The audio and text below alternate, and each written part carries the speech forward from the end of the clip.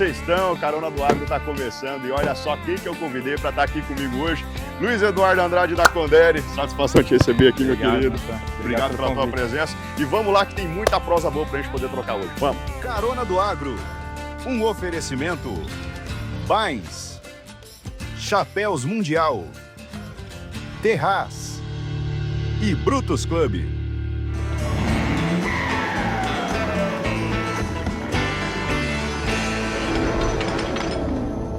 Luiz Eduardo Andrade, da Condere, meu amigo, satisfação receber você aqui. Obrigado, na Carona do Agro, cara, que bom a gente poder trocar muito papo.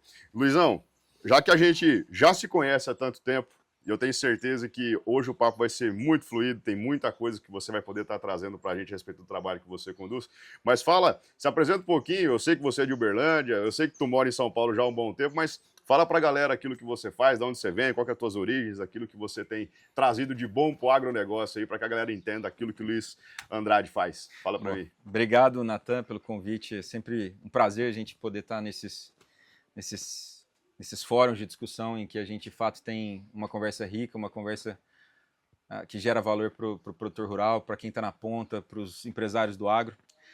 Eu sou o Luiz Eduardo Andrade, eu tenho 35 anos, sou natural de Uberlândia, sou marido da Andréia, pai do Francisco, e tenho uma trajetória no mercado financeiro que começou há mais de 12 anos atrás, em Legal. São Paulo.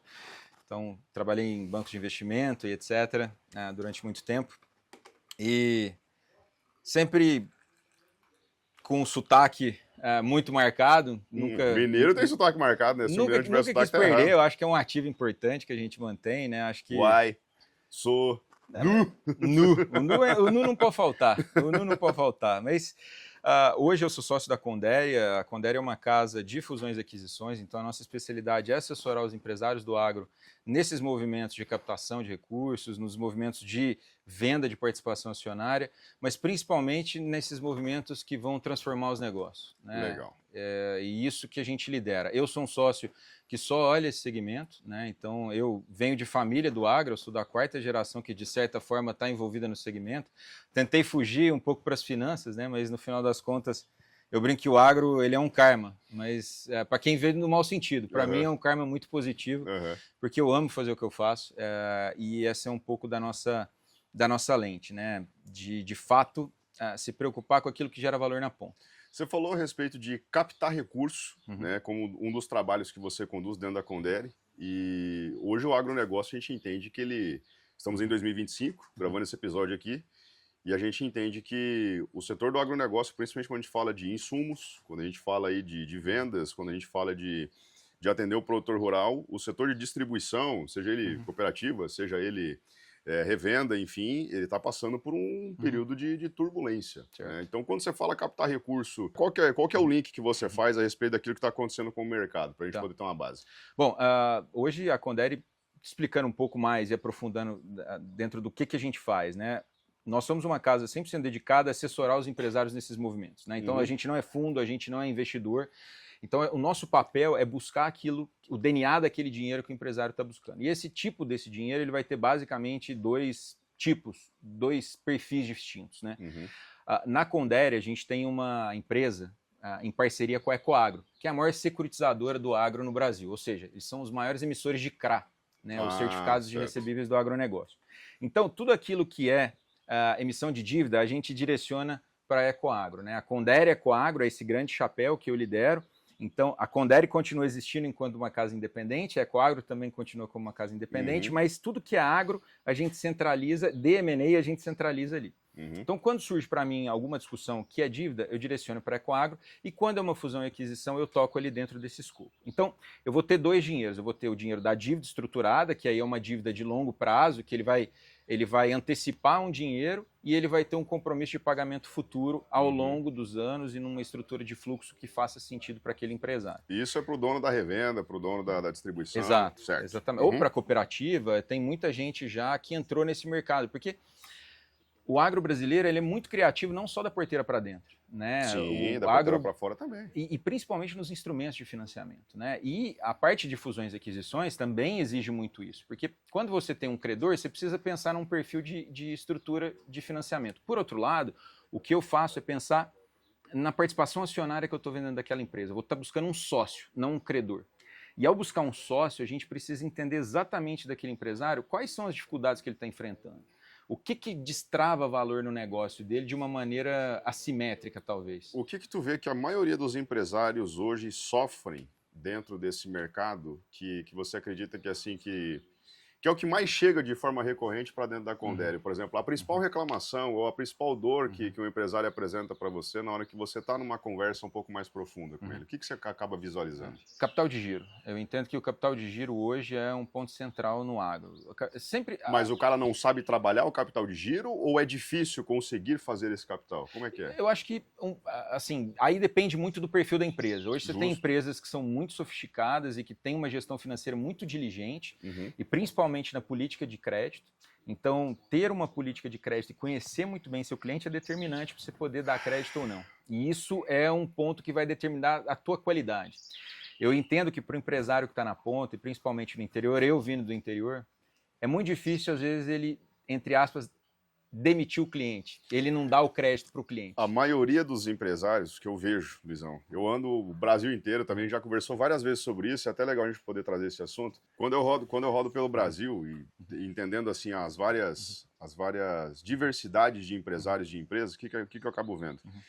O dono da revenda, ele não tem, pelo menos naquela que muitas vezes eu acompanho de forma um pouco mais profunda, ele não tem uma política de crédito estruturada.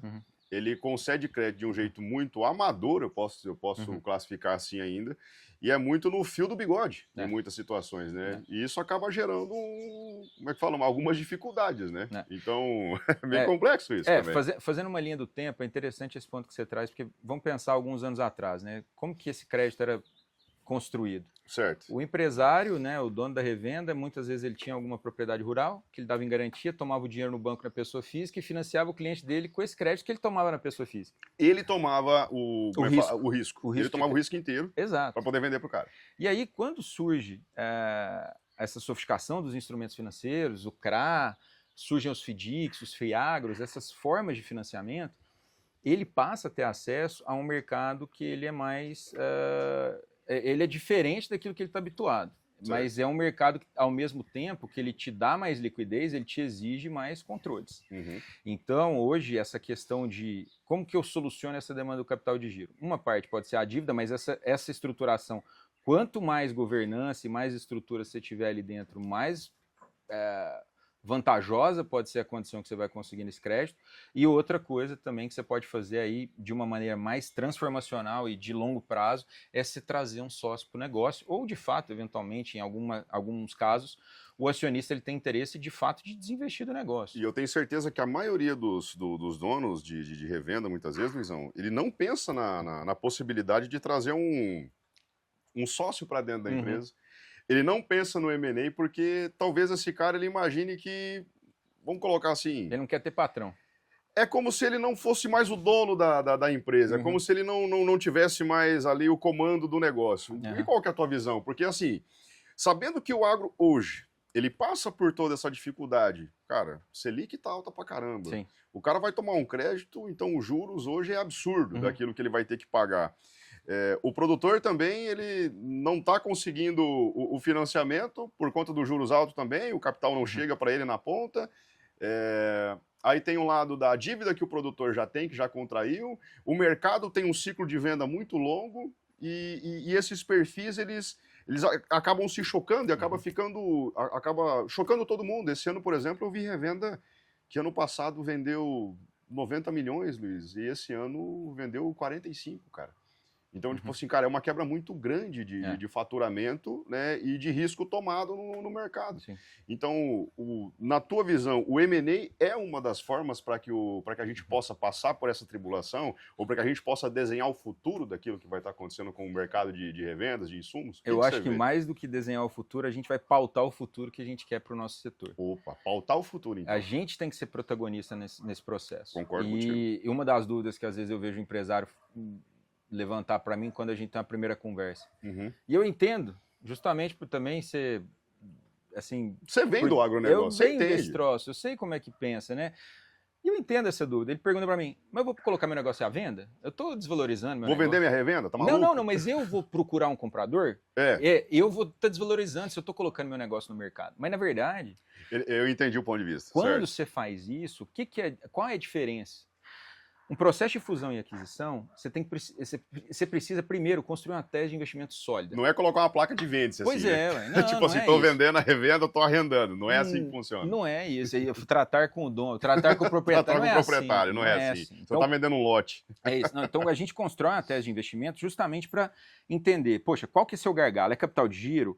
É adubo? É semente? Uhum. Então vamos tentar suprir essa dor através de um dinheiro de terceiro, né? E você comentou, ele vai deixar de ser dono. Tá bom, mas ele também vai deixar de carregar toda aquela dívida, todo aquele risco, todo aquele passivo que ele tem, que pode comprometer o patrimônio dele na pessoa física, o patrimônio da família dele, etc. Então, o M&A, ele pauta um modelo de negócio que ele pode ser muito mais rentável, mas ele também tem um outro elemento, que aí é muito mais na pessoa física do empresário, que ele mitiga muito o risco de crédito daquele cara. Né? Então, poxa, você vê muito empresário que montou negócio porque não tinha de onde ele comprar na época e ele precisou, vamos dizer, estourar a cerca no peito. Sim, e ele virou empresário, ele aconteceu como empresário. Né? E esses casos, às vezes o cliente vira para mim e fala assim, Luiz, eu gosto mesmo de fazenda, não quero mexer com revenda. E tá tudo certo, não tem certo e errado. E por outro lado, você tem donos de revenda que não querem mexer com terra. Exatamente, ele quer ser dono da revenda. É isso. Então, assim, o M&A, ele é uma forma de viabilizar essas estratégias de maneira mais inteligente. Eu vou te dar um exemplo. Uma das coisas, eu acho que todo mundo que está assistindo isso sabe muito bem, você também, óbvio, é o tanto que adubo tem valor na mão de uma revenda. Cara, adubo, a maioria dos vendedores sabe que adubo é aquilo que a gente chama de puxar negócio. É isso. Adubo puxa o negócio. Por quê? O produtor ele não vai começar negociando o fungicida, o inseticida, o insumo que ele vai estar aplicando por cima, que é aquilo que a gente chama de manejo. O produtor ele vai começar negociando aquilo que ele vai jogar embaixo da terra. É isso. Entendeu? Então é adubo semente. Tá? E uma das operações que nós construímos para um dos clientes nossos foi exatamente essa. Ele falou, eu preciso de adubo. Então, eu não quero adubo pronto, eu quero MAP, eu quero DAP, eu quero ureia, eu quero KCl, né? Eu quero ter essa moeda. Eu quero ter essa moeda de troca, justamente. E adubo é uma moeda cara, né? Então, assim... E ela é não só cara, mas ela é exponencialmente mais cara, porque ela vai consumindo capital de giro à medida que seu negócio cresce, você não consegue economizar esse capital de giro, porque o adubo, como você disse, ele puxa negócio. Ele puxa. Resumo da ópera, na Conderi, até para complementar e terminar um pouquinho o que eu estava falando no começo, nós temos hoje uma presença global através de uma rede de casas independentes que nós somos sócios controladores, que se chama REACH, que é um nome em inglês que significa alcance. Né? E de fato a gente tem esse alcance. Dentro desse time a gente tem 35 países cobertos e eu toco o time de agro especializado dentro desse grupo, que são 32 países. Então, dentro desse grupo, a gente discute quem está comprando, quem está vendendo, os movimentos que a gente pode ver lá fora, que podem se replicar aqui, como é que a gente pode se antecipar, eventualmente se defender, ou o que eu gosto mais, de dar o nosso toque brasileiro para gerar mais valor. E nessa operação, nós trouxemos o maior operador de adubo do México para vir para o Brasil e trazer esse capital para essa empresa, que, obviamente, mitigou bastante risco dos acionistas, mas também trouxe essa moeda para eles. E eu estou dando o exemplo do adubo, mas pode ser semente, pode ser talvez a verticalização para um silo. Deixa eu entender, você trouxe uma indústria de fertilizantes, de adubo, para que ela fosse sócia de uma revenda aqui no Brasil. Exato. E ela mitigou, talvez, aí essa tomada de risco dessa revenda em ter que desprender de capital para poder fazer a aquisição de adubo. Então, esse adubo ele já é fornecido por essa empresa de fora para essa revenda, e isso faz com que a empresa não tenha que desprender capital ali no momento para poder estar fazendo... porque quem vai colocar o capital de giro via produto na empresa também é sócio do negócio. Então, a empresa que ele investiu não só é um ativo, de fato, que ele investe, que tem que gerar rentabilidade, mas ela também é um canal de distribuição no maior mercado agro do mundo. Deixa eu te fazer uma pergunta. Tem tamanho mínimo para uma revenda fazer um M&A hoje no mercado? Pensando em revenda, eu entendo que hoje uma régua adequada para a gente começar a pensar alguma coisa aí na casa de 150 milhões de reais de faturamento por ano. Por ano. Mas depende. E por quê? Você tem revendas que são especializadas em determinadas culturas. Por exemplo, café, HF, às vezes um cara muito especialista em fruta e etc. Ou caras que estão muito na especialidade, né? Nesse nosso mercado, eu nunca gosto de dar essas faixas. Eu estou te dando uma faixa porque um número relativamente justo. Mas é sempre importante entender a especificidade daquele negócio, né? Porque... Então, de certa forma, não existe um mínimo. O que você aconselha seja avaliar de forma integral aquilo que está acontecendo dentro da empresa e a capacidade dela. Isso, mas a partir de uma perspectiva que é assim... O que me diferencia no mercado que eu estou inserido? Legal. Às vezes, aquele empresário, ele tem uma empresa menor, mas numa geografia muito difícil de operar. Com alguma particularidade de cultura, Justo. ou alguma questão, pode ser de topografia mesmo. Poxa, aqui eu tenho tipos de produto muito específicos para as culturas que eu tenho aqui, ou uma questão climática que exige que ele ajuste o calendário. Então, é muito importante, durante esses processos, né, e meu avô sempre dizia, assim, muito para a gente escutar quem está na ponta, né, e isso é uma coisa que eu levo. Eu acho que a gente está num momento do mercado até que a gente precisa escutar quem está na ponta. Eu não tenho a menor pretensão de virar para o dono da empresa, que seja ou a sementeira, ou a revenda, ou a multinacional, e falar o que ele tem que fazer com o negócio dele. Não. O que eu sei fazer bem é pegar aquela empresa, empacotar aquilo dentro de uma tese robusta e crível e trazer o investidor e o DNA do dinheiro que fecha aquele gargalo. Esse é meu papel. Entendi. E fazer a conversa direcionada, porque também num processo desse é muito importante você falar com quem assina o cheque. Você tecnicamente gera o valor para que esse investidor possa brilhar o olho e falar assim, não, vale a pena a gente aportar esse dinheiro dentro dessa empresa aqui hoje. É isso. Legal. E eu entendo que essa construção é uma construção que ela é feita a 4 mãos. Então, como eu te disse, eu não sou consultor, né? Eu não tenho a função de entrar na empresa e dizer o que o cara tem que fazer com ela. Mas eu posso sim trazer para eles exemplos lá de fora. O que foi feito, como foi construído, como que mitigaram o risco, né? E como que a gente pode eventualmente pensar no caso dele, o movimento que ele tem o interesse em fazer. Explica para mim, assim, quais são talvez os passos básicos para um M&A, Tá, porque talvez o dono da revenda que possa estar escutando a gente vai pensar assim, pô, o Luiz, beleza, ele vai achar um investidor, aí ele vai empacotar a minha empresa numa tese robusta, aí ele vai jogar isso na mão do investidor, o investidor vai vir e vai comprar um negócio. É assim que funciona, Luiz? Não é tão simples quanto isso. Então, a primeira coisa que às vezes acontece também é o empresário virar para mim e falar assim, não, se você tiver um comprador, você me procura. aí... Não, calma lá, não é assim, né? Não é assim, e aí eu já falo para ele, se você quiser isso, você vai deixar muito dinheiro na mesa. Porque você está ouvindo só uma contraparte, você está limitando muito o seu ecossistema de explorar, né? E você está fechando a conversa, você está conversando com a pessoa só, você não está trazendo um processo competitivo para a mesa, né? Você está colocando somente o teu ponto de vista e aquilo que é importante para você. Você está sendo passivo, você está aceitando o que o mercado está dizendo. Exato. E quando você constrói um processo de M&A, respondendo a tua pergunta, qual que é a primeira etapa? É a gente construir a tese. É ouvir desse empresário, se ele pudesse crescer hoje, com o dinheiro ilimitado, entre aspas, aqui, se ele tivesse um plano de crescimento da cabeça dele, qual seria? E aí eu vou escutar. Poxa, eu quero construir um silo, eu quero integrar para o porto, eu quero ter uma sementeira, eu quero ter uma indústria, eu quero ter uma marca minha de genérico. Enfim. O que ele quer. E aí, baseado nisso, nós vamos modelar isso matematicamente. A gente vai trazer para ele não só isso é uma coisa que nós fazemos na Conderi, a gente tem uma análise matemática em que eu mostro quais são as variáveis que mais influenciam no valor do negócio dele. Ou seja, quais as alavancas que eu mexo aqui dentro do meu negócio que geram mais valor para o meu negócio numa operação dessa. Ou seja, o que vale mais? Ter mais loja, ter mais margem ou ter mais receita? Isso é uma dúvida que às vezes surge e a gente responde isso ao longo do processo. Então essa é a primeira etapa. Então a gente constrói essa tese de investimento, faz essas análises que a gente chama de análise de sensibilidade e a partir dessa demanda que o empresário tem, eu vou levantar nomes, tanto aqui quanto lá fora, que podem suprir esses gargalos e essas dores que ele tem. Legal. Bom, isso feito, eu vou pegar essa lista de investidores e vou discutir com o cliente. Falar, ó, eu entendo que esses caras aqui podem se interessar no teu negócio. Você tem alguma restrição aqui? Porque a gente não panfleta negócio. E todos os projetos têm codinome. Você não sai assim, tipo assim, gente, ó, viu? Dá uma olhada aqui. Não. Tem um dono de uma revenda que quer vender o trem aqui e tudo mais. Não é desse jeito. De forma alguma. De forma alguma.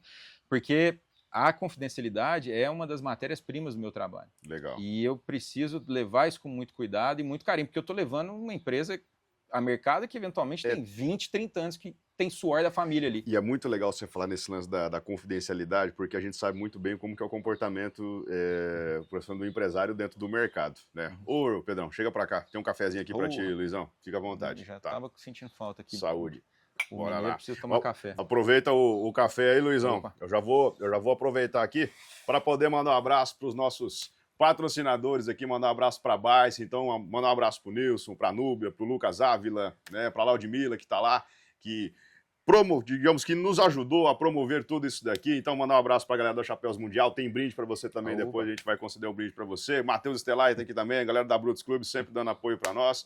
Então, muito obrigado por todo o apoio que vocês têm dado para nós, moçada, para poder fazer a Carona do Agro ser esse grande programa, trazer essas personalidades para cá. Então, vamos lá, Luizão, continua na tua como é que fala, na tua troca de ideia? Eu tinha feito a pergunta? Não, dos processos, né? E Justo. aí a gente leva esses potenciais nomes para o empresário que podem fazer sentido dentro desse processo. Uhum. Porque mais importante aqui, não só de ter isso de maneira organizada, é gerar competição pelo ativo. Quando eu gero competição pelo ativo, eu trago opções para aquele empresário.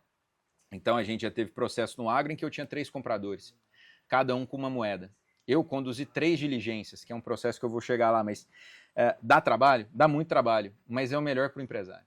É aquilo que eu vejo que de fato gera valor, né? Então, eu tenho essa construção da lista e eu vou no empresário e falo, tem algum nome aqui que você não quer com quem eu converse? Então, é muito importante a gente ter essa validação, porque eu não quero expor ninguém de maneira desnecessária ao longo desse processo. Eu lembrei que eu tinha comentado que é o lance da confidencialidade. Né? Sim. E esse talvez seja o ponto aí na hora que o Pedro veio trazer o café para nós.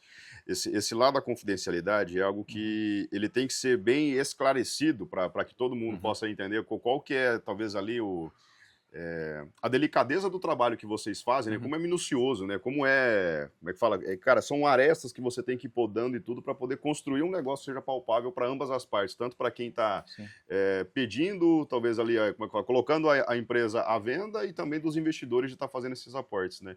E talvez aí a gente... Talvez não. Eu vejo dentro do mercado, né, Luiz?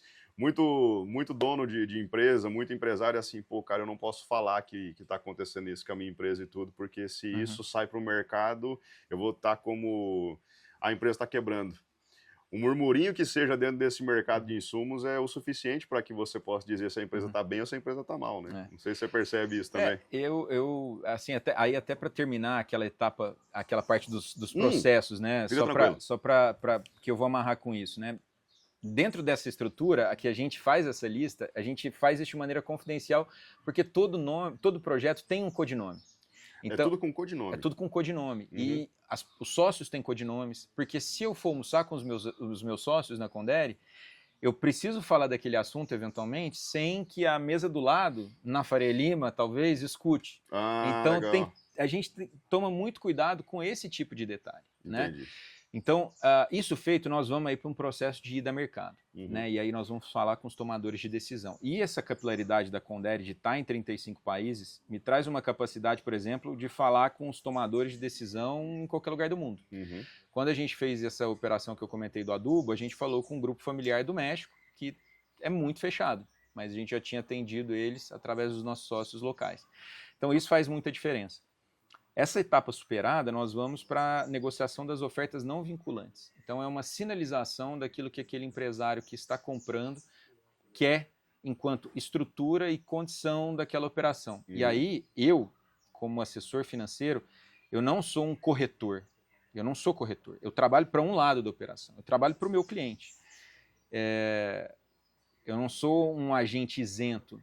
Eu trabalho para aquele lado. E eu não tenho problema nenhum de virar para o meu cliente e falar assim, eu recomendo que você não venda. Ou nessa estrutura, ou nesse preço, ou para essa empresa.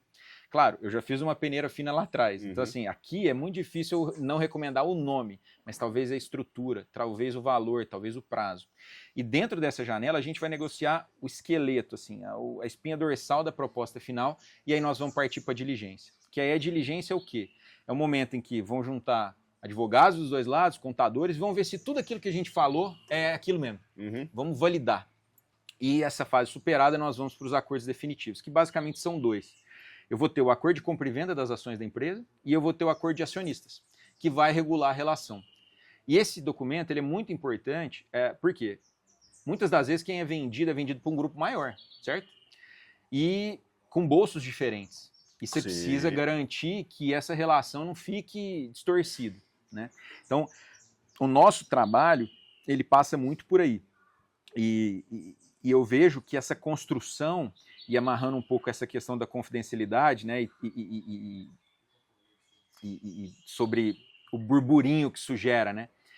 O nosso papel é exatamente blindar o empresário, porque ele precisa continuar tocando o negócio dele. Ele tem que visitar cliente, ele tem que rodar, ele tem que estar com a bota no campo, porque negócio, a gente não faz negócio no escritório. Não.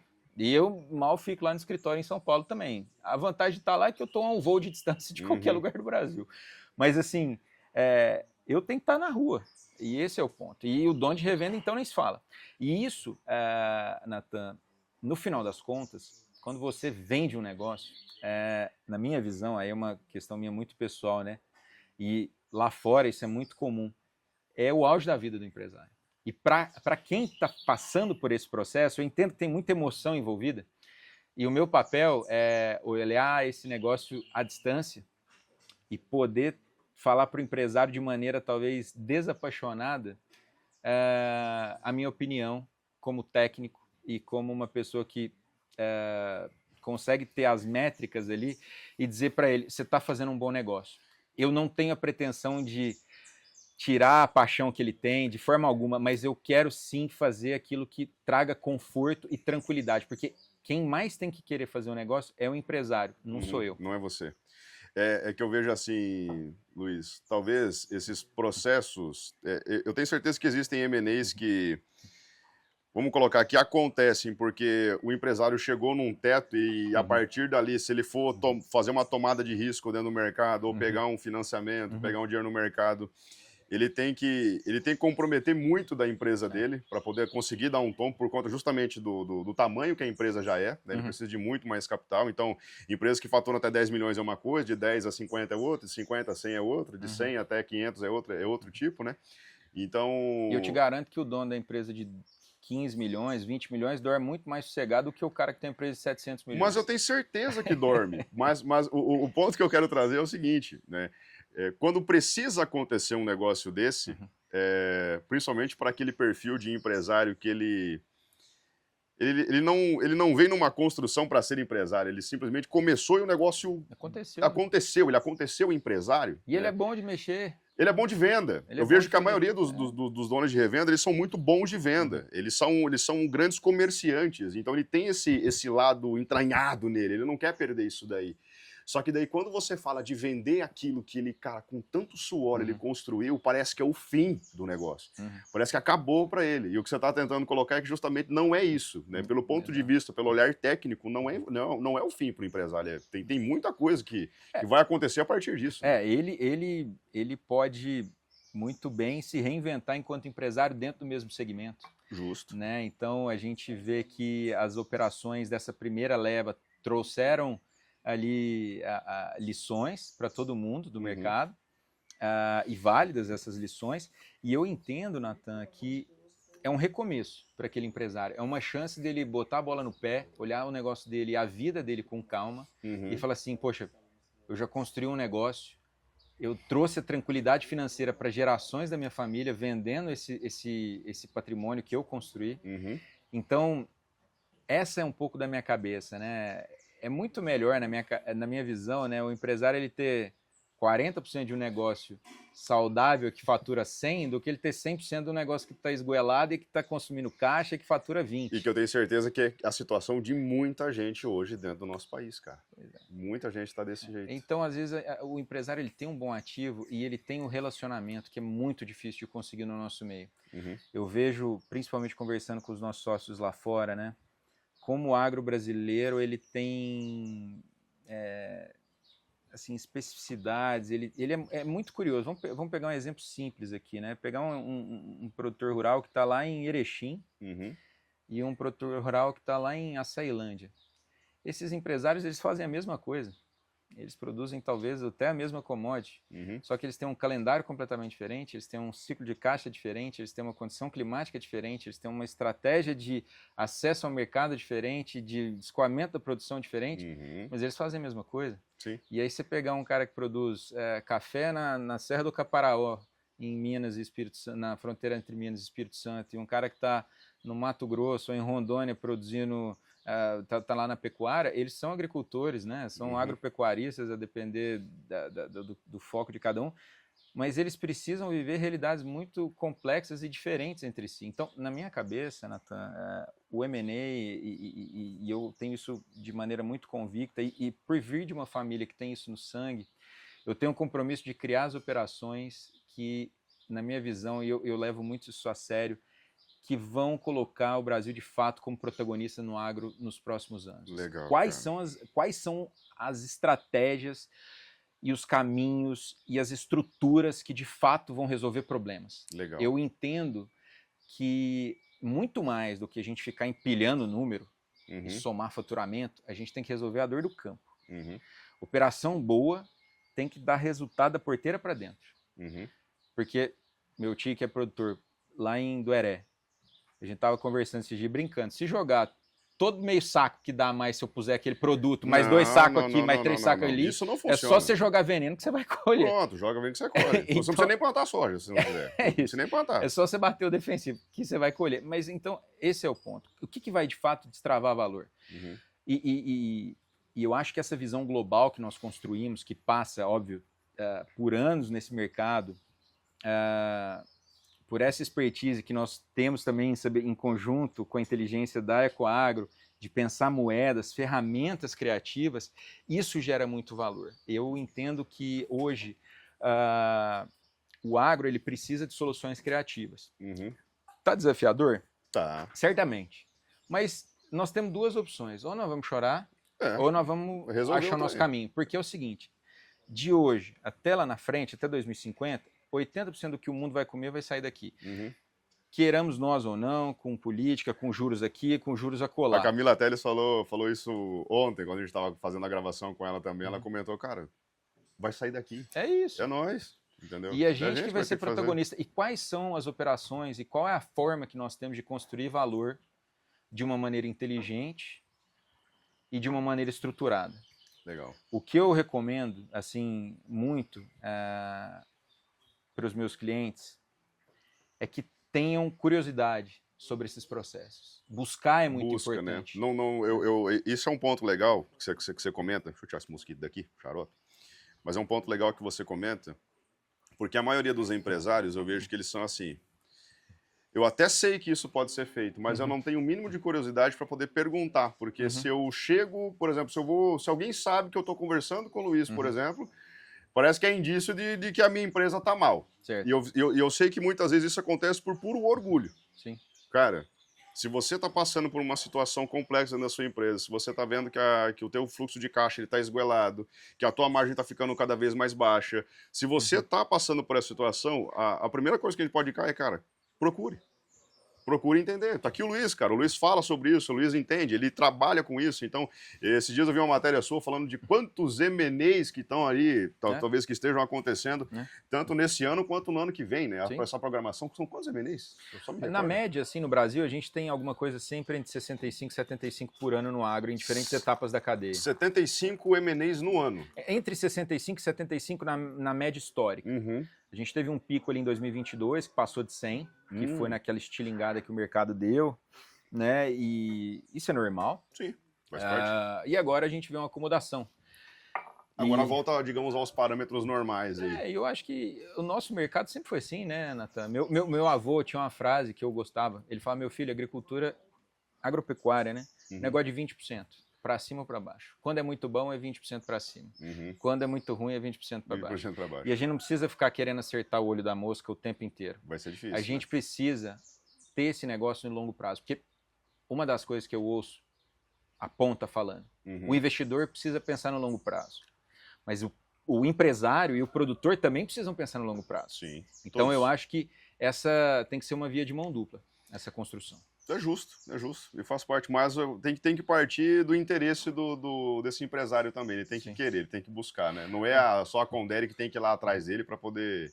A gente fomenta essas discussões, né, Natan? Mas vou te dar um exemplo. Se você está com a. Mas esse espaço é justamente para isso, Luiz. É fomentar essa É isso. discussão, né? Para o empresário que percebe que para dar o próximo passo, como é que fala, a empresa não precisa estar esguelada para poder fazer o Pois M&A. é, Ao contrário também. É isso, você pode ir no médico, você está passando mal, ou você pode fazer um tratamento Exato. preventivo e uma visão de longo prazo, né? Exato. Então, esse é um ponto que eu acho importante. E no final das contas, assim, eu entendo que nós estamos numa janela muito estratégica. Nós estamos numa janela em que o mercado está dando uma virada, em que a gente tem uma sofisticação cada vez maior de quem está na ponta, e os investidores eles estão numa posição interessante para comprar ativos no Brasil. Né? E eu te digo, eu acabo trabalhando muito mais com negócios, com empresas, né? Eu não faço venda de terra, por exemplo. Né? Às vezes a terra está dentro do escopo de uma transação, mas não é o foco principal. Né? Exato. Mas eu vejo que a consolidação também vai acontecer da porteira para dentro. Produtor comprando produtor, e de uma maneira que vai depurar esse mercado. Assim, vamos pegar aí nos últimos anos, né, e pensando aqui, quantas crises nós tivemos no agro nos últimos 25 anos, né? A gente teve ferrugem, a gente teve pelo menos 3 secas fortes, aqui nós estamos no Paraná, né? Pensando na região sul, a gente, principalmente no Rio Grande do Sul, a gente vem de quase 4 safras aí com tomando na cabeça. Com anos muito duros. Então, mais enchente ainda. Então, assim, a gente precisa criar mecanismos de mitigar riscos e de gerar recorrências dentro desses negócios do agro, né? Porque a volatilidade do agro, Natan, ela não vai mudar. Você não controla preço de commodity, você não controla o prêmio do porto e você não controla o que vai cair do céu. Então, como é que eu, empresário, vou criar instrumentos para mitigar meu risco de crédito? Sim. Ou meu risco de recebimento, ou meu risco de venda pontual? Né? Então, essas dores são diárias. Vamos pensar um cara que vende silo, Natan. Quantas vezes um proprietário rural ou uma cooperativa que seja compra um silo na vida? E a gente vê empresas de silo hoje buscando M&As, né, fusões e aquisições, para gerar receita recorrente, para mitigar risco, para fidelizar a relação com o cliente. Porque eu estava comentando mais cedo, né, do tanto que o agro brasileiro é complexo e de como o relacionamento é difícil de ser construído. Sim. Isso tem muito valor, mas como que eu vou fidelizar esse cara? Como que eu vou de fato gerar valor na ponta, né? Para que não fique uma conversa também meio de vendedor, sabe? Então, como que eu traduzo isso de fato em um serviço de qualidade, um serviço que vai gerar valor, né? E quando eu digo serviço, eu não estou falando só de tecnologia, eu posso estar falando de irrigação, eu posso estar falando de manejo, eu posso estar falando de consultoria, eu posso estar falando de uma série de coisas. E eu te digo, ninguém no mundo é bom de roça igual a gente. Produtor brasileiro, você pegar... Assim, é muito curioso, a gente que anda pelo Brasil todo, você sabe isso tão bem quanto eu, Natan. Você vai para o Mato Grosso, você vê o perfil da turma que está lá. Os caras não fizeram o que fizeram à toa. A turma que está aqui no Sul, passou esses anos, não produz o que produz à toa, porque o couro é grosso. A matéria-prima que faz essa turma que está na ponta é diferente. Eu admiro muito essas histórias, porque eu tenho uma história dessa dentro de casa. E eu sei como é difícil fazer isso. Então, dentro de um processo de M&A, mais do que a gente, assim... Mais do que fusão e aquisição, né? Cara, é gente. É gente. É gente. No final das contas, é gente. E a nossa função, ela também passa por isso. De entender essas peculiaridades, de entender essas estruturas e essas minúcias, né? O momento familiar. Deixa eu tentar fazer digamos, uma junção disso que você está comentando e puxar talvez um assunto que eu gostaria que você tratasse um pouco também. É que quando a gente está na cadeia de insumos, o que a gente escuta muito, né? Eu escuto um negocinho chamado fundo de investimento. Certo. E toda vez que a gente escuta, digamos, um nome fundo de investimento, a galera fala, lá. Fundo de investimento veio para o mercado. Lá vem os Faria Lima. Lá vem os caras da Faria Lima que não entende nada daquilo que nós faz na ponta, que não entende de gente, que papapá, que papapá, que papapá. E eu vou ser sincero contigo, cara. Eu já olhei para muito fundo e eu pensei a mesma coisa, tá? Uhum. E eu penso a mesma coisa e penso mesmo, tá? Não nego para você. Eu não, como eu falo, aquilo que eu falo eu sustento. Então, assim, a gente viu muita coisa recentemente acontecendo por conta, talvez, aí, de pensar unicamente, talvez, no dinheiro. Eu quero a tua opinião sobre isso, eu quero a tua opinião sincera, tá?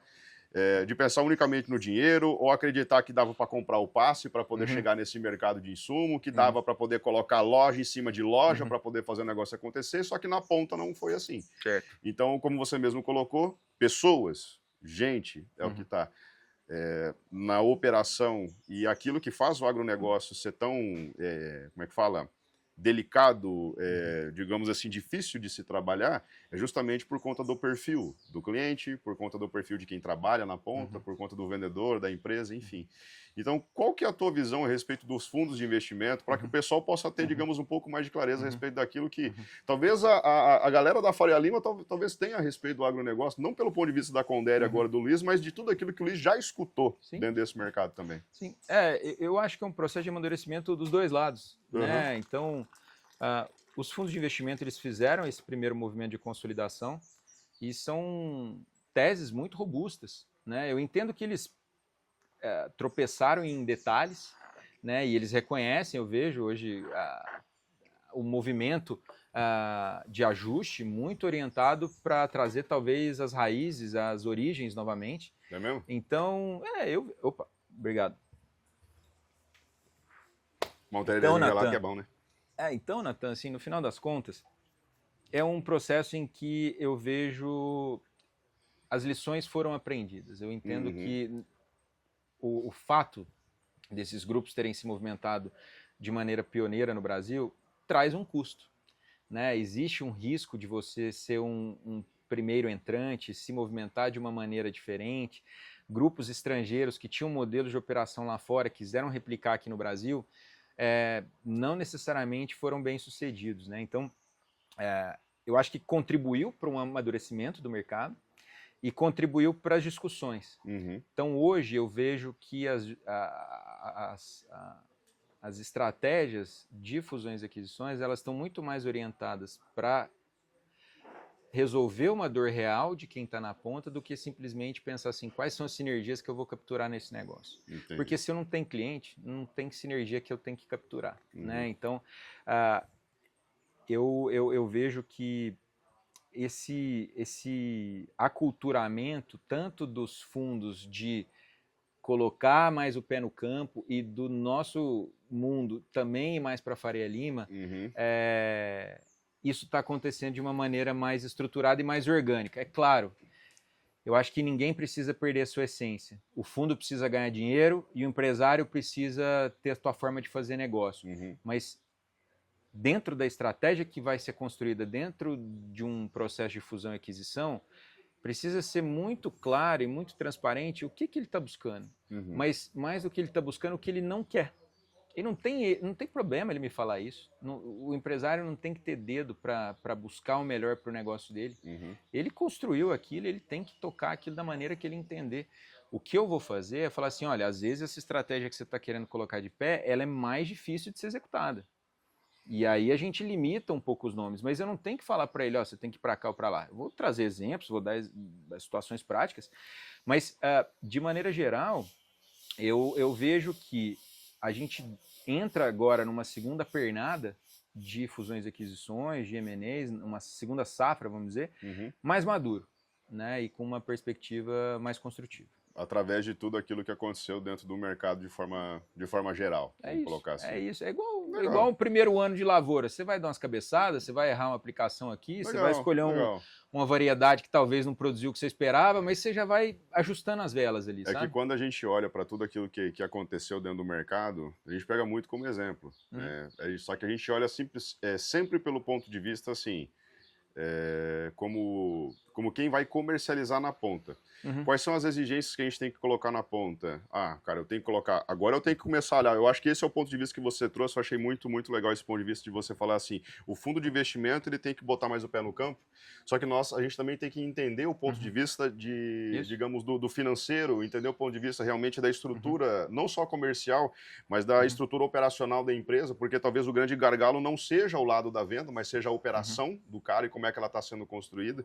E quando eu vou na ponta para poder conversar, os exemplos que a gente pega é o quê? Cara, eu preciso vender com margem e eu preciso pegar garantia. Então, uma frase que eu falo para todo mundo dentro dos treinamentos é: em 2025 você não vende insumo mais, você vende crédito. É isso. Então, o nosso mercado ele é um mercado que toma dinheiro para poder conceder crédito. Eu me divido para poder conceder crédito. Você concorda comigo que um crédito bem estruturado num primeiro ano, talvez que o cara vai comprar só adubo e amarrando aquilo que a gente estava falando no começo, ele vai gerar uma relação de longo prazo que no final das contas ele vai estar comprando do adubo até o óleo mineral de mais valor agregado, a semente mais top ali que eu vou ter. Só que eu preciso estar amarrado. E é um processo. É um processo. E é um processo. Mas isso tem que começar a ser construído lá atrás. É isso. Né? Então, eu sempre me pauto assim, eu falo, gente, então assim, o nosso mercado, ele mudou bem na nossa vez de fazer. Então, a gente tem que realmente se adaptar, e eu achei interessante esse ponto que você trouxe de, cara, a gente tem que olhar um pouco mais com o olhar daquilo que... Eu não vou colocar aqui a Faria Lima como Faria Lima, mas a gente tem que ter esse olhar um pouco mais operacional do negócio. Sim. Então, a gente não pode ser tão... simplista do ponto de vista, cara, não, eu tenho que comprar, eu tenho que colocar margem, tenho que vender. Não. Isso. Então, assim, tem muito mais coisa envolvida. Sim. Então, esse lado do risco é um ponto que sempre me chamou muita atenção dentro do mercado. É o lado que talvez os empresários mais me pedem dentro dos treinamentos que a gente faz. Então, assim, pelo amor de Deus, Natan, fala do crédito. Fala para conceder crédito do jeito certo, fala para pedir garantia, justamente por quê? Porque ele sabe do risco que tem, mas muitas vezes a galera que está na ponta não enxerga isso, né? E tentando fazer toda essa junção, eu vejo uma crescente muito grande, por exemplo, das cooperativas dentro do nosso mercado, principalmente em anos que são mais turbulentos, principalmente em anos que são mais difíceis, justamente porque as cooperativas, no ponto de vista do Natan, ela tem uma capacidade de financiar o produtor muito maior, ela tem um fluxo de caixa maior, ela aguenta mais uma pancada, né? E queria o ponto de vista do Luiz, né? O que o Luiz enxerga, por exemplo, dessas movimentações de mercado, não pensando em M&A agora, mas principalmente nas posições dos principais movimentadores de insumos, então cooperativas, trades, as próprias indústrias, revendas, enfim. Eu acho que esse ponto é super importante até para a gente poder balizar, né? Só pegando um pouco do que você estava falando, né, do intercâmbio entre Faria Lima e Campo, eu acho que uma das coisas que ajuda a gente a amadurecer é esse entendimento também de quem está no campo de que formalizar os contratos, fazer as CPRs, ter tudo registrado é uma segurança para os dois lados. Sim. Então, antigamente, a gente falou lá do dono da revenda que tomava o crédito na pessoa física e financiava o cliente no gogó ali, só no bigode. E de conhecer, saber que o cara era bom de mexer, era bom de terra e tal, bom de roça, e ele confiava e o limite era muito ali. Né? Eu entendo que isso, quem faz negócio assim está para trás. E você precisa acompanhar essa curva de melhoria do mercado. E não porque é alguma coisa goela abaixo, que o mercado está em ponto, que a Faria Lima... Não é isso. É porque é bom para todo mundo. A Faria Lima fica mais segura, o produtor fica mais seguro. Mas também, a Faria Lima não pode virar para o produtor e falar assim, eu preciso liquidar uma operação com você aqui em dezembro. Por quê? Porque você tem uma planta que precisa ser plantada, germinar. Bom. Então, assim, para os dois lados, né? Nem tanto ao céu, nem tanto à terra aqui, né? Então, vamos chegar no meio termo, né? É isso. E eu acho que essa calibragem, ela está sendo feita. E eu tenho o privilégio de ter nascido no meio e ter assim, construído a minha carreira na Faria Lima, e eu gosto muito de ter esse perfil, e eu acho que isso é importante. Tenho visto mais gente com o meu perfil entrando no mercado, e eu gosto disso. Eu acho que quanto mais gente for propositiva, provocativa, eu quero mais gente dando ideia boa, porque eu amo o nosso segmento e eu quero que a gente seja protagonista. E aí, respondendo a tua pergunta dos blocos, né, que vão se movimentar. E aí, pensando também em resolver as dores, né?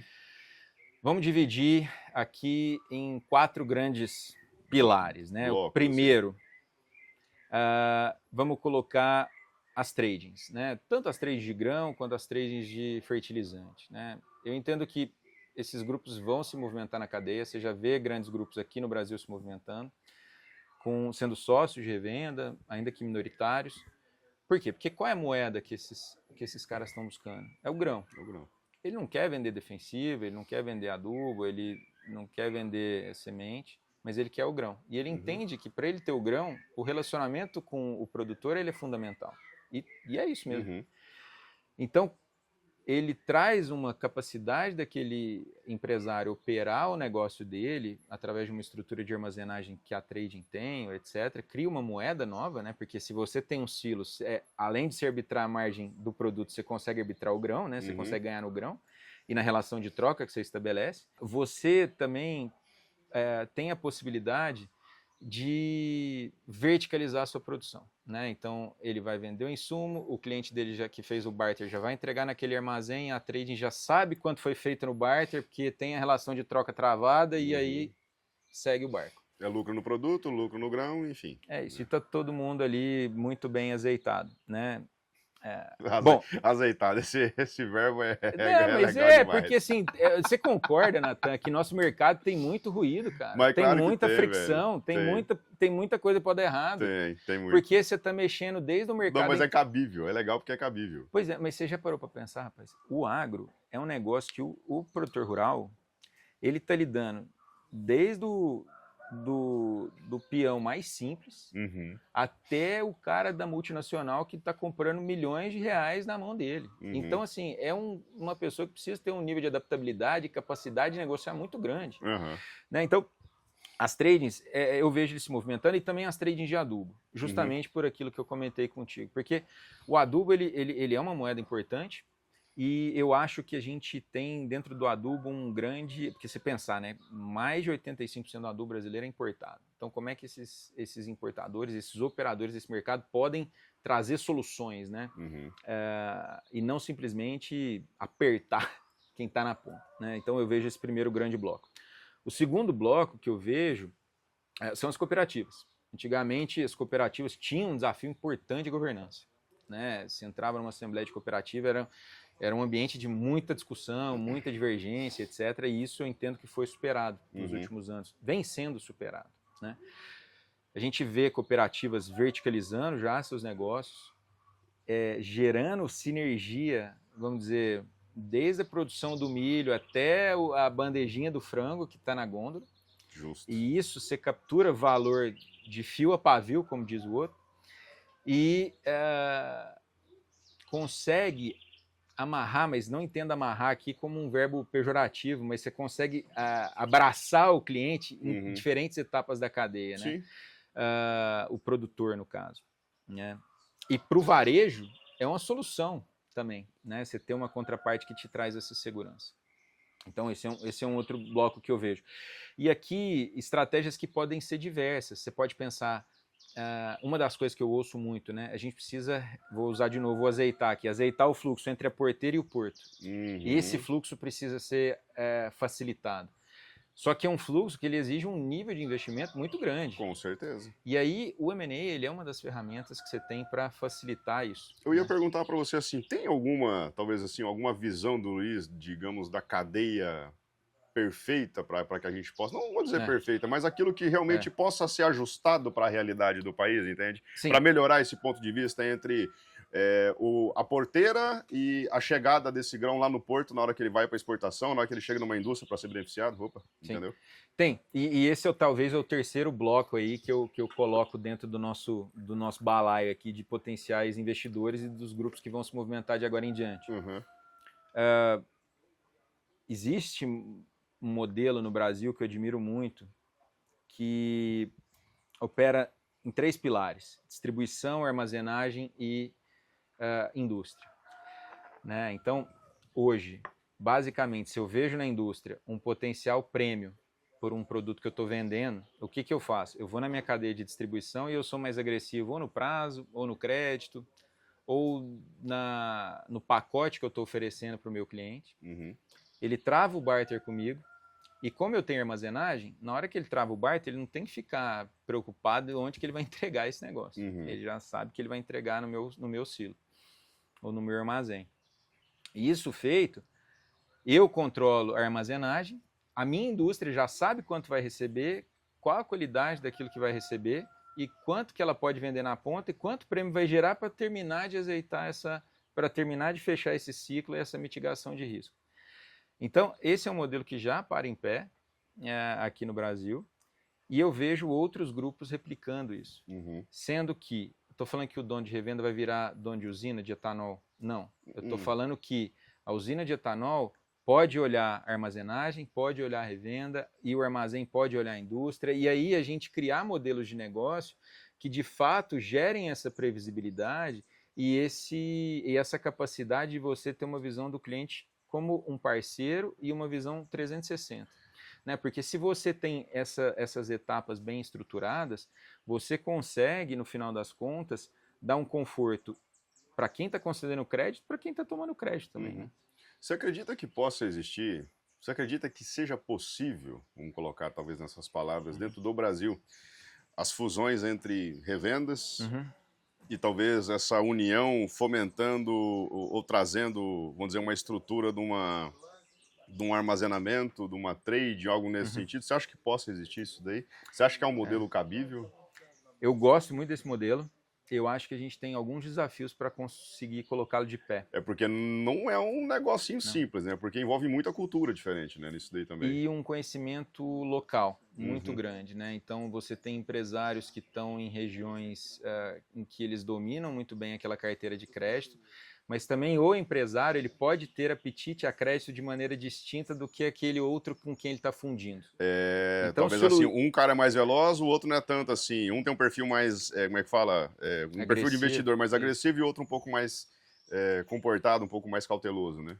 Exato. Então, mas isso é superável, né? Eu acho que isso é negociável dentro de uma estrutura que traga conforto para ambos os lados, né? E talvez você ter um terceiro aqui como alguém que consiga não determinar, mas construir essa visão do que pode ser um padrão de concessão de crédito ou padrão de relacionamento com a indústria, que seja, você pode criar estruturas que sejam criativas, né? E aí uma outra coisa, os próprios fundos de investimento que você comentou lá atrás, não só os de private equity, que a gente chama, né, que são os que investem nas empresas e gerem aquele negócio no dia seguinte, mas os fundos de investimento de diferentes perfis, eles têm sido mais criativos.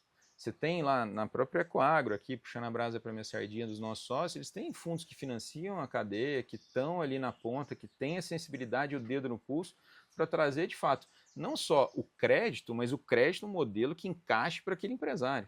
Porque não adianta nada também eu levantar o crédito numa condição que não seja viável para quem está na ponta. Né? E só para complementar um pouco aqui e terminar aquela questão dos grupos, né? Eu vejo também, quando a gente olha um dos desafios hoje globais, né, é você garantir segurança alimentar. E ninguém tem a capacidade de fornecer produto como nós. Né? A gente tem volumes de produção, tanto no milho quanto na soja, muito significativos e, obviamente, toda a cadeia de produtos, né? Estou falando desde as frutas até a soja, até o óleo, até tudo que você pensar de mais complexo no agro, a gente faz bem feito. Então, criar moedas com esses grupos que precisam garantir essa soberania alimentar vis-à-vis uma estrutura que dê a preferência a eles de conseguirem originar esse grão. Né? E eu entendo que a nossa função, ela passa por isso, né? Como eu comentei, de escutar tanto esses investidores quanto quem está na ponta e criar essas estruturas de uma maneira propositiva. Né? E voltando aqui, você tinha perguntado da estrutura, né? Aquela questão de você colocar, entre aspas, a sua empresa à venda. Se você não está ativo no processo, se você não está no mercado com um assessor como a Conderi, Ecoagro, etc., você não consegue pensar essas estruturas, você não viabiliza isso, porque você não tem o caminho, você não tem a forma de começar uma conversa dessa, e você pode até começar, mas você vai deixar os pratos que você tem do seu negócio caírem. E uma das questões importantes é essa, né? De você, ao longo do processo, deixar o empresário continuar tocando a vida dele. Ele tem um negócio para tocar, porque os negócios podem não sair. O empresário ele tem a decisão até o último dia ali de não seguir com aquela operação, e a decisão é dele. A decisão é sempre do cliente, né? Como eu comentei, eu não tenho nenhuma pretensão de dizer o que eles precisam fazer com o patrimônio que eles construíram. Então, a discricionariedade, né, a opção deles de fazerem as operações é até o último dia. Então, eu costumo dizer que o meu papel ele começa quando eu assino o contrato e pego na mão do cliente, até a hora que a TED bate na conta. Agora o Pix bate na conta. Justamente. Se fosse pensar num panorama técnico, definir talvez em poucas palavras aquilo que faz o mercado do agronegócio brasileiro girar, conseguiria definir? O que faz? No ponto de vista técnico. Não do ponto de vista holístico, do ponto de vista técnico. Mas pensando em M&A? Pode ser. Tá. O que faz o agronegócio brasileiro girar? Eu acho que é o produtor brasileiro. Eu acho que é o... Mas daí é o ponto de vista justamente vai para o certo. Apaixonado, né, Isso, talvez, exatamente. Né? Eu quero o ponto de vista técnico do Luiz. Tá. Eu acho que, primeiro, é a capacidade que nós temos hoje de aumentar a produtividade. Aumento de produtividade.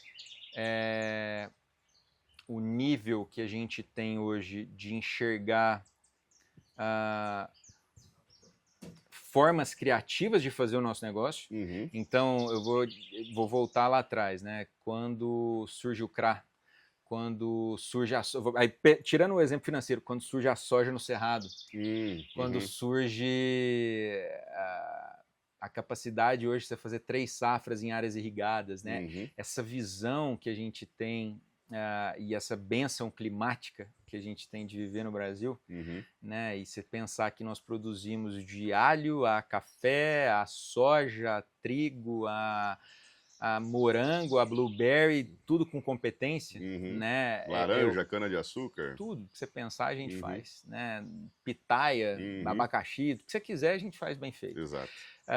Muito em função de quem está na ponta, mas por essas benesses e uma cultura agrícola muito rica. Eu acho que aí a gente tem que agradecer Embrapa e Roberto Rodrigues, Alisson Paulinelli, agora assim, uma nova leva, né, de pessoas que contribuem muito com o debate, né, que são pessoas que eu admiro, o professor Marcos Fava, né, da USP, Doutor Agro, da Exalc, o Doutor Agro, e eu obviamente aqui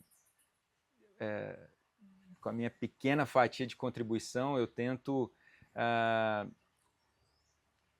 trazer algumas ideias, né, óbvio que eu estou aqui, não estou me comparando com esses gigantes, né? Estou tentando fomentar um debate porque eu acho que a gente ama o que a gente faz, né? A gente ama estar no campo, a gente ama estar construindo alternativas. Não tem nada melhor do que a gente ver os negócios prosperarem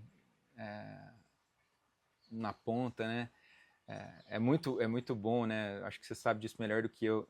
O humor do empresário do agro quando você pega ele num dia que choveu. Nossa senhora, filho, o homem tá faceiro. Então, como é que a gente consegue fazer chover várias vezes ao longo do ano, né? É justo. Então, eu entendo que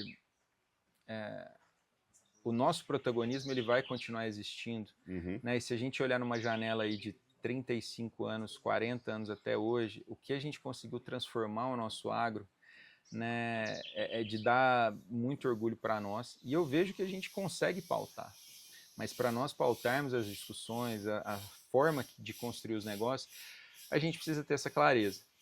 E eu falo sempre, às vezes, para quem, às vezes não é meu cliente, mas eu estou visitando, eu falo, olha, você pode eventualmente não ter gostado de mim, qualquer motivo que seja, a única coisa que eu falo, não faça sozinho, né? Faça com alguém que entende, que vive isso, que respira isso, porque é difícil, é complicado, precisa de muita dedicação e são processos que na média vão gerar aí entre 10 a 12 meses, né? Então é muito tempo de dedicação, um esforço e um ritmo, né, e um nível de demanda muito grande ao longo de todas essas etapas, né? Não tem esse jogo, ele não fica mais fácil, né, ao longo desse tempo, e o mercado não vai ficar mais fácil. E eu entendo, Natan, só para fechar um pouco esse raciocínio, né?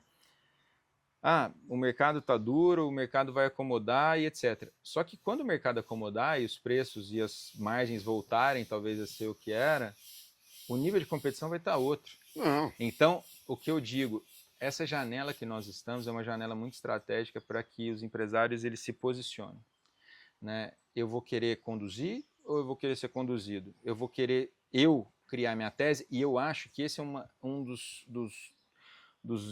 dos aprendizados, né, dessa primeira leva que a gente teve de consolidações.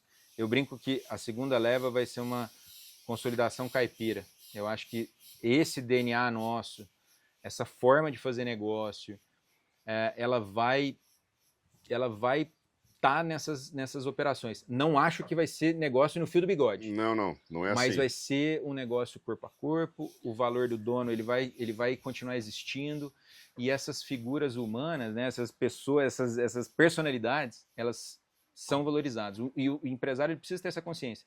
Ele é um ativo. Ele é um ativo da empresa, inclusive. Eu ia perguntar para ti, qual que você imagina, a gente tá se encaminhando aqui já pro final, mas assim, qual que talvez seja aí o ideal tangível ou palpável para esse mercado no futuro, que você consegue visualizar? Natan, eu consigo visualizar isso aqui para o nosso futuro de mercado, não querendo fazer uma previsão, mas com base naquilo que está havendo de movimentação, pode colocar talvez para os próximos 5, 10 anos, aquilo que você visualiza para esse mercado. Olha, Natan, eu vou te dizer um pouco daquilo que eu quero construir. O ideal tangível, palpável. Sim, e do que eu quero construir, do que eu estou construindo dentro da base de clientes que nós temos, e do que eu acredito e que eu tenho ouvido da ponta, que, na minha visão, a partir da escuta que eu tenho com esses empresários, gera valor. Eu vejo a distribuição e as cadeias muito bem integradas e gerando essas soluções completas, né? Se você pegar, por exemplo, o mercado americano, se você vai numa loja de distribuição de insumos, você compra da tua botina ao crédito, você trava a tua soja, você compra avião agrícola, faz o que você quiser. Você compra tudo. De fio a pavio. Você faz tudo lá. Então, eu vejo, não sei se aqui no Brasil, poucos nomes, né? Porque nos Estados Unidos, se pegar 6 empresas controlam 70% desse mercado. Não sei se aqui no Brasil a gente vai caminhar para isso. Eu vejo sim uma consolidação, mas eu vejo muito espaço para a gente ter modelos de negócio regionais muito sólidos. Modelos que trazem uma percepção de valor para o empresário local, que conseguem dar o crédito, entregar o insumo no prazo, fazer uma boa gestão da armazenagem dele e vender para trading. O empresário ele vai ser dono de usina? Não sei. Se ele conseguir se sofisticar, que bom. Legal. Ótimo.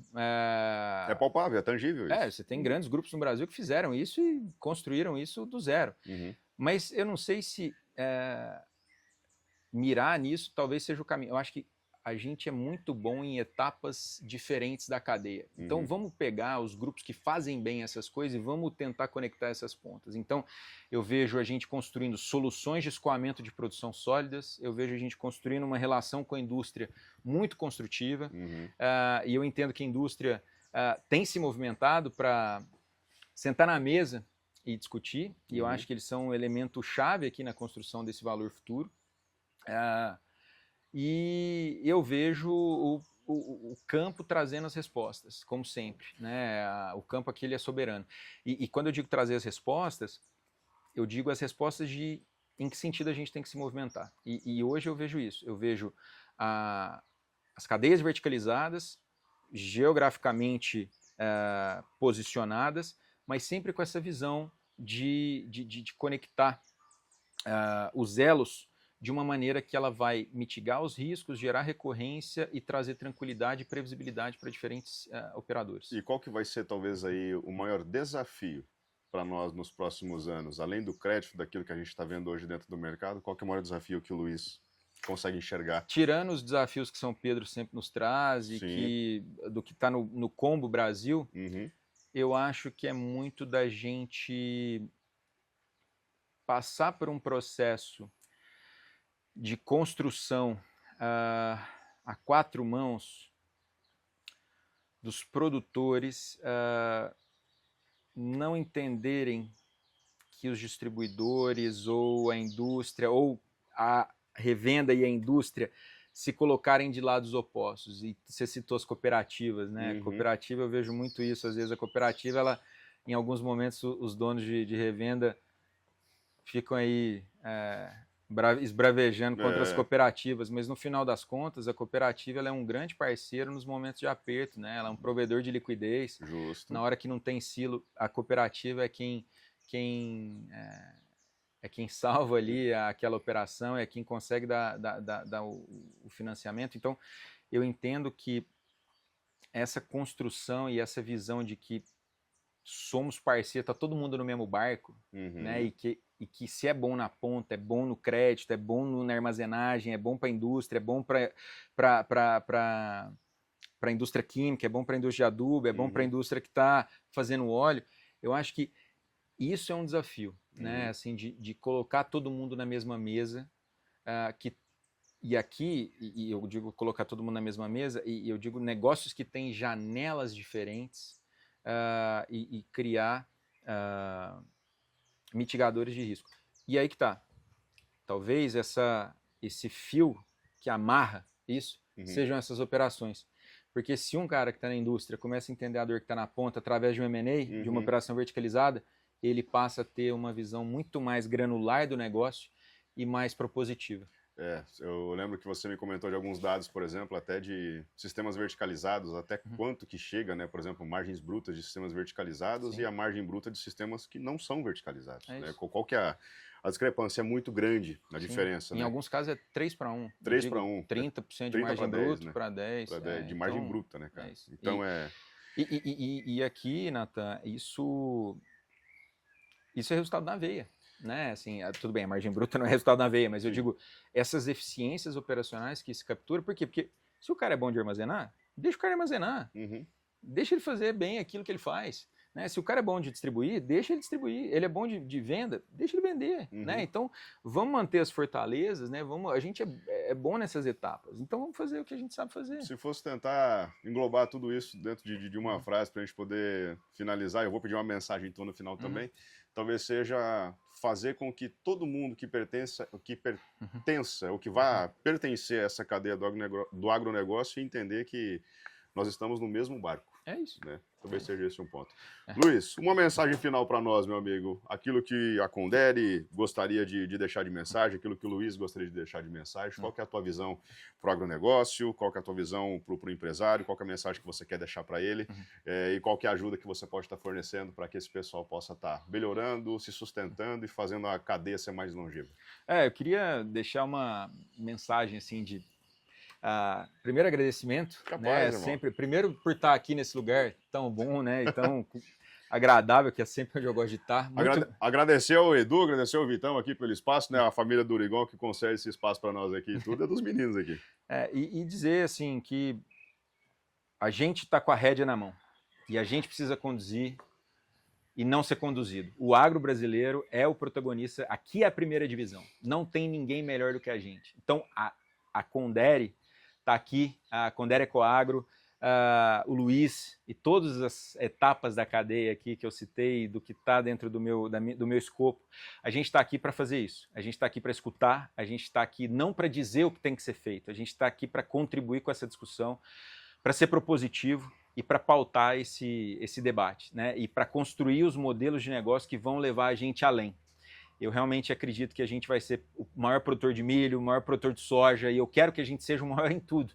Mas a forma a gente vai construir em conjunto com os empresários. É um processo de escuta, é um processo que exige paciência, e é um processo que é uma via de mão dupla. Como eu disse, preciso estar mais no campo, os clientes precisam estar mais na Faria Lima, e assim por diante. Mas é um processo que ele vai caminhar dos dois lados. Eu vejo muita disposição de todo mundo, e eu me coloco à disposição, né, Nathan? Acho que você tem feito esse trabalho, eu tenho tentado aí da minha maneira contribuir com o meu conhecimento, o que eu posso, o que eu vejo na ponta. Mas é isso, assim, a gente é protagonista e a gente entende de agro. A Conderi Ecoagro entende de agro. A gente faz isso de maneira devotada, de maneira apaixonada. E contem conosco.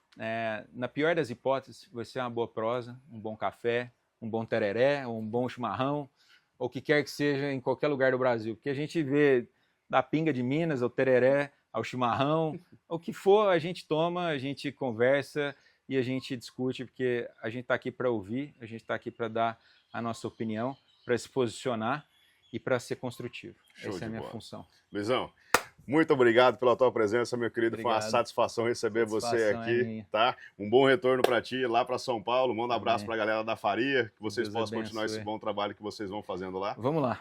tá? Tamo junto. O espaço aqui para você está sempre aberto, sempre que quiser participar aqui junto com a gente, trazer mais informações. Eu sei que você sempre manda uma mensagem para mim, ó, Natan, atualização de mercado, ó, como é que as coisas estão acontecendo.